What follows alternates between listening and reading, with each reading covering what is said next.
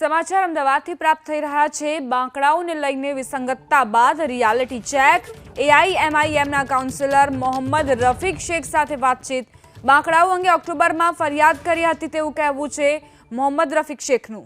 વોર્ડના રહીશે બાંકડાની સ્થિતિ અંગે મને ફરિયાદ કરી હતી। બાંકડાનું ફિનિશિંગ અયોગ્ય લાગતા કમિશનરને ફરિયાદ કરી છે।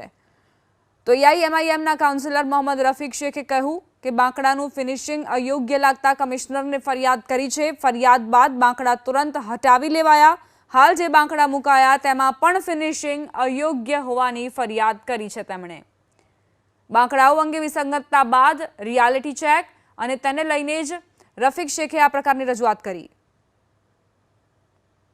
સૌથી પહેલાં તો અમદાવાદ મ્યુનિસિપલ કોર્પોરેશનની અંદર પહેલાં જુદા જુદા વોર્ડમાં અલગ અલગ પ્રકારની ડિઝાઇનના બાંકડા મૂકવામાં આવતા હતા, પરંતુ કોરોના કાળ પછી કોરોનામાં તો આ બાંકડા બંધ થઈ ગયા હતા અને એના પછી એવી નીતિ નક્કી થઈ હતી કે અમદાવાદ મ્યુનિસિપલ કોર્પોરેશન શહેરની સુંદરતામાં વધારો થાય તે માટે એક જ પ્રકારના એક જ નીતિ મુજબના બાંકડા મૂકવામાં આવશે।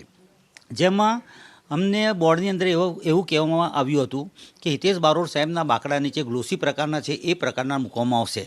ત્યાર પછી જ્યારે અમારા બજેટમાં બાંકડા મૂકવામાં આવ્યા ત્યારે અમને ખબર પડી કે હલકી ગુણવત્તાના બાંકડા છે, જેમાં અમારા વિસ્તારમાં જમાલપુર વોર્ડમાં મારા બજેટમાંથી શાહપુર વોર્ડમાં આવેલી પંજાબીના ડેલા પાસે હલકી ગુણવત્તાને તૂટેલા બાંકડા મૂકવામાં આવ્યા। ત્યારે એ વખતે ત્યાં ઉપસ્થિત અમારા ટીએસએ વિરોધ કર્યો કે ભાઈ આ તૂટેલા બાંકડો છે એને બદલી આપો, તો એ દાદાગીરી કરવા લાગ્યો કોન્ટ્રાક્ટરનો માણસ।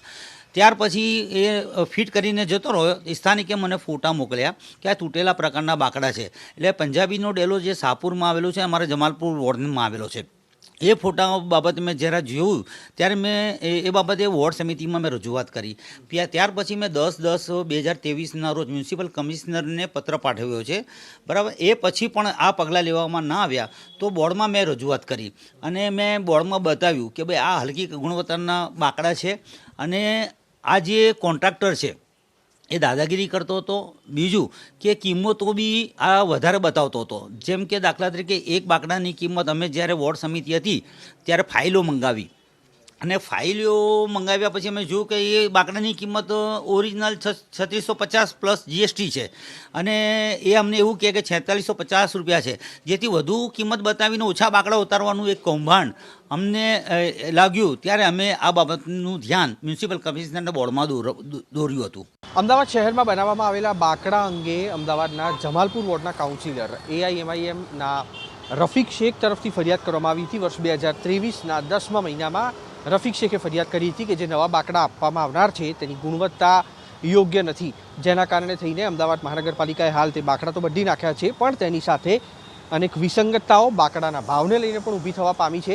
ફરી એક વખત કોર્પોરેટર છે તેના તરફથી ફરિયાદ કરવામાં આવી છે કે બાંકડાના ફિનિશિંગ યોગ્ય નથી અને તેની સાથે બેસવા માટેનું જે લેવલ હોય તે પણ યોગ્ય નથી। અલગ અલગ સ્થળો પર અત્યારે બાંકડા મૂકવામાં આવ્યા છે, પણ જે ભાવ સામે આવ્યા છે અમદાવાદ મહાનગરપાલિકાએ 13 જેટલા કોન્ટ્રાક્ટરો છે તેમને આના માટેની કામગીરી સોંપી હતી અને તેના પગલે સામે આવ્યું કે 2 અલગ અલગ વોર્ડમાં મૂકવામાં આવેલા બાંકડાની કિંમતમાં 850થી 950 રૂપિયાનો ફરક છે।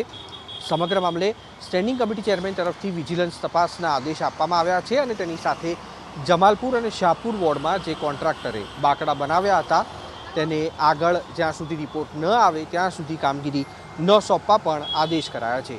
કેમેરામેન કમલેશ પટેલ સાથે કુશાંક સોની, એબીપી અસ્મિતા, અમદાવાદ।